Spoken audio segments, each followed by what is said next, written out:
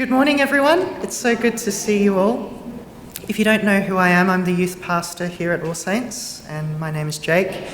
And today I'm going to be talking to us about everyday discipleship for everyday people, apprenticing spiritual teenagers.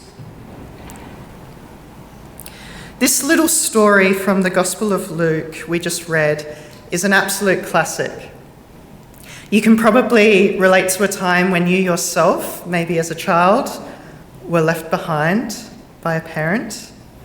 And so if you have a story like that in your life, you can relate to this passage. And if you've ever been on the opposite end and you've lost someone that you're responsible for, then this passage is for you too. I do feel that it is rather unfortunate for Mary and Joseph that the one story we have in the Bible, like really the only story we have from Jesus' childhood, is that one time Mary and Joseph lost him in Jerusalem. Any parents or grandparents or carers in the room, you don't have to be so hard on yourself, because even Mary and Joseph had some sketchy parenting moments. And they were responsible for the Messiah and the Son of God. But it is really quite wonderful that we do have this story in the Bible, because we get this unique glimpse into who Jesus was as a 12-year-old boy. And I think that this story really does go some way to deal with the tension that naturally happens in life when there's a family relationship and a young person is starting to grow up and show some independence, and that tension in the family of how do we parent well and release them to grow up to become an adult. So today I'm going to reflect on this story with you, and I'm looking at the topic of apprenticing spiritual teenagers. And just to get us thinking about how I'm going to tackle this sermon, I'm going to be looking at this story from two angles. The first angle is looking at actual teenagers, so those in the room who are actual teenagers and their parents, and maybe on top of parents, those who support the parents, the village around that family. And the second angle is what I'm going to call spiritual teenagers and their spiritual parents. And what I mean by that is people who are Christians, but they've been Christians for some time. They're not, I guess, infants in the faith anymore. They're at that stage in their faith where they're starting to ask questions about, what does God want me to do with my life? And they're starting to test out their gifts and their skills and their passions. They're on that journey of self-discovery with God. And so the spiritual parents are the people in the church who are mentoring, role modeling, and discipling those spiritual teenagers. So there's something in this sermon for every one of us. You don't just have to be an actual teenager or an actual parent. So the story starts, every year Jesus' parents went to Jerusalem for the Passover. When Jesus was 12 years old, they attended the festival as usual.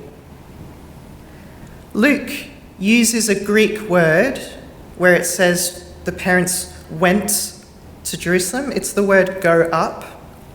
They went up to Jerusalem, and this word gets used in the Bible to describe going up a mountain or going up to a high place to worship God. It's like the image of a pilgrimage.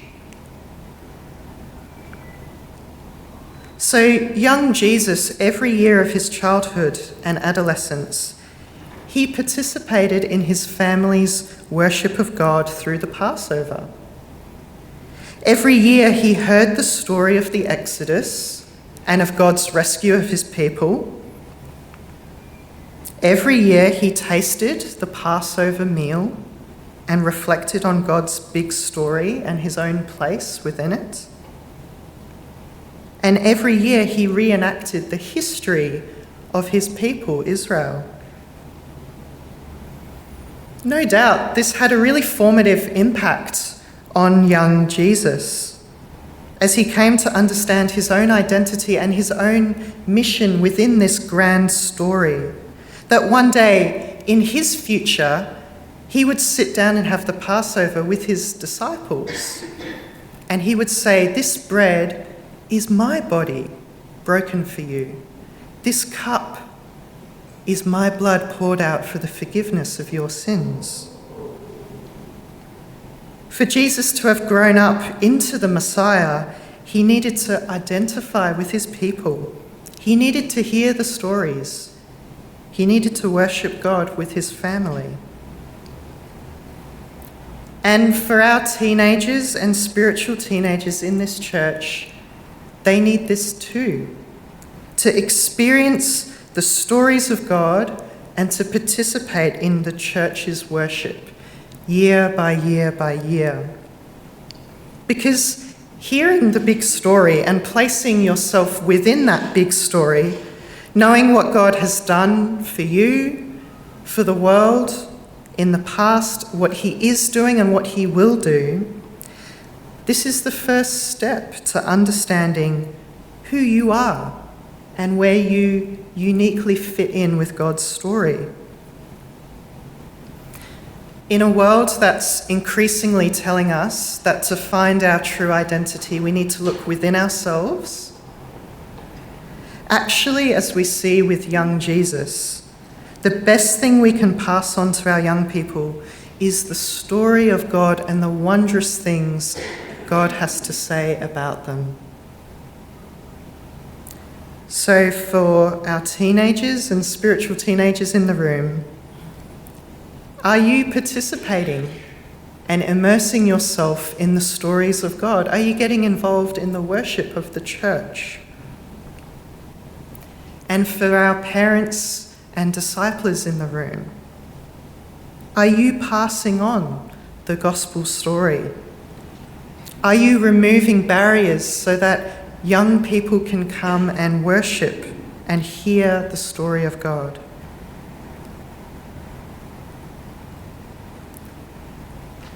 The next thing that happens in the story, after the celebration was over, Jesus' parents started home to Nazareth, but Jesus stayed behind in Jerusalem.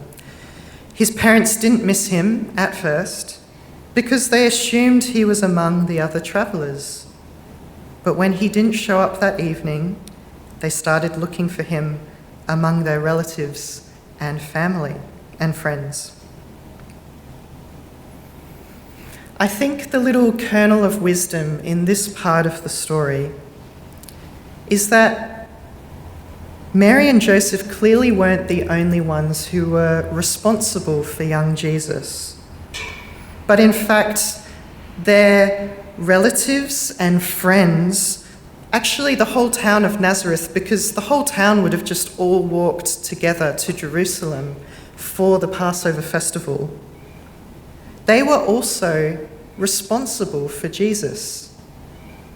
Mary and Joseph assumed Jesus was travelling with them, probably because of the close bond of relationships they had in their network of relatives and friends, and because of the trust that they had.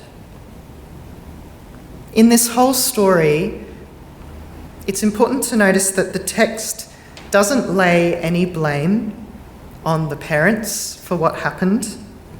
We're not really told whose fault it is behind what happened, though the story does seem to suggest that Jesus chose to stay back in Jerusalem.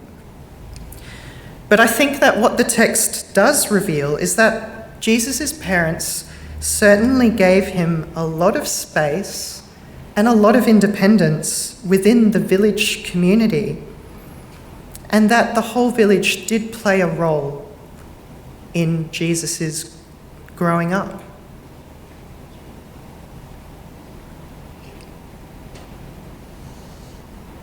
And I wonder if perhaps this might be one of our blind spots today in modern Australia.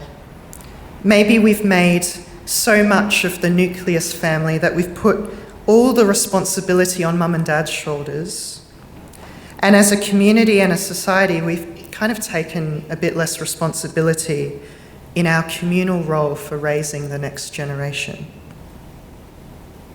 And this might be true of actual teenagers and spiritual teenagers. We all have some role to play as disciplers. And in fact, Jesus needed a wide berth and a diversity of elders and leaders to raise him into the man he became, not just Mary and Joseph. And so all of us should also take responsibility for raising and discipling the next generation of Christians. Later in the passage, after misplacing Jesus, it says that his parents 3 days later finally discovered him in the temple, sitting among the religious leaders, listening to them and asking questions. And all who heard him were amazed at his understanding and his answers. We can only wonder what Jesus was discussing with the religious leaders, but I think we can all relate to the experience of talking to someone younger than you and being really wowed by what they come out with.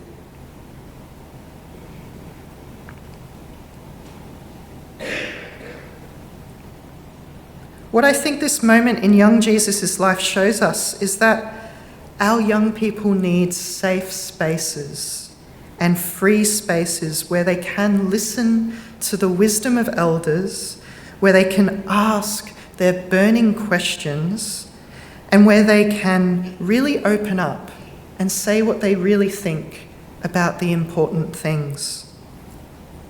Because chances are, when you're listening to a teenager or a spiritual teenager asking their sincere questions or sharing their honest thoughts, you'll be amazed by what they have to say. Certainly as youth pastor, this is something that I get to experience a lot of the time. So later in the story, when Mary and Joseph finally find Jesus and they ask him, "Why did you do this to us?" And Jesus responds with, "Why did you need to search? Didn't you know that I must be in my Father's house?" As if Jesus thought that this should be clear as day and apparently really obvious to his parents. Perhaps as parents or disciples, we shouldn't be all too surprised when the young people in our lives do demonstrate a remarkable wisdom or faith or attitude in life. We shouldn't be all too surprised by God doing miraculous things in the adolescent years of our teenagers and spiritual teenagers. So for our teenagers and spiritual teenagers in the room, do you have safe people in your life who you can ask, listen, and speak to? And for our parents and disciples, are you carving out space and opportunities for your young people to learn, to ask, to listen, to speak up? And are you expecting that God is working behind the scenes when you are not working? Are you storing up those special moments that you see, storing them up in your heart as you begin to see the identity of that person take shape before your very eyes?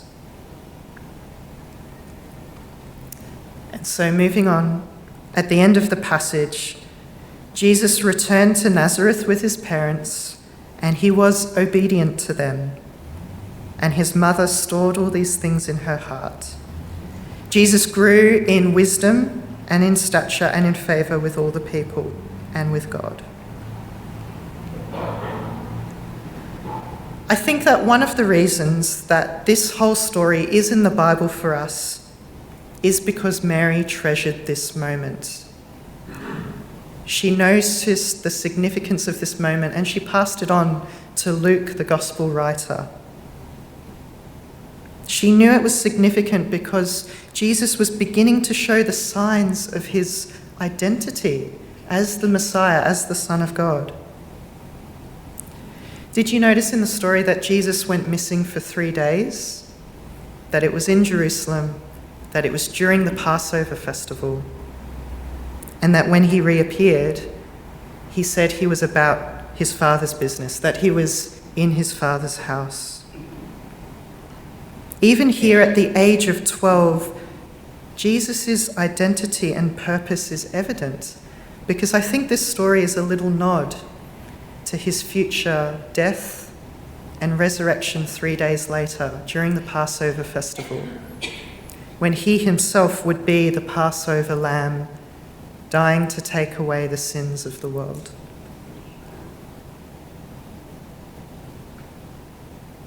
The other thing is, this little episode is a story of a young person taking a risk and exploring their gifts and passions.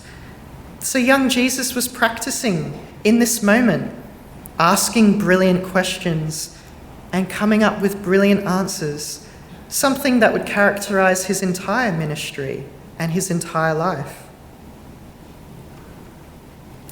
So to our young people, I'd like to ask, are you working out what your gifts are, what your talents are, what your skills are, what you're passionate about, and what your loves are?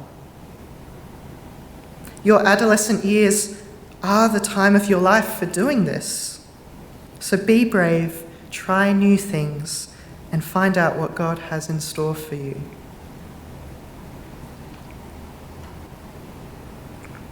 Yet at the same time, as we heard from that other reading in Ecclesiastes, don't let the excitement of your youth cause you to forget your Creator. Honour him in your youth before you grow old and say, life is not pleasant anymore. So in all your risk-taking and in all your exploration, try not to forget God and his ways. Remember his love for you and remain in him as you discover your unfolding identity. Immerse yourself in the stories and worship of God, and ask and listen and speak up in the safe places with the elders around you. And to our parents and our disciplers in the room, I'd like to offer this final encouragement. Obviously, it was really hard on Mary and Joseph when they were searching frantically for Jesus, and they were confronted with this young boy who was growing up perhaps a little faster than they might have expected or wanted. I think this passage is about that difficult balance every parent and every discipler needs to face when they realise that one day they'll need to release their young person and let them go on to become a spiritual adult, or in the case of actual teenagers, to grow up and become adults.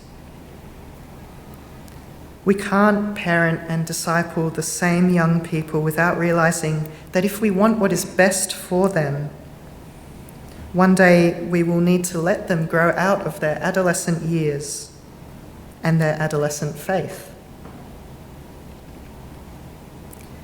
The best thing that you can do for your young person is what we've already explored today.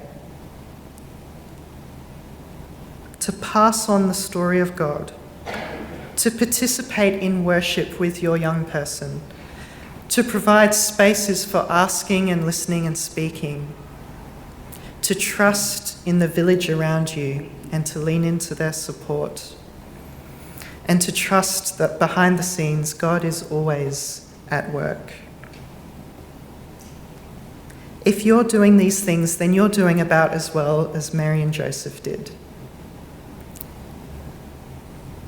And if you're someone here today who has parented or discipled in the past,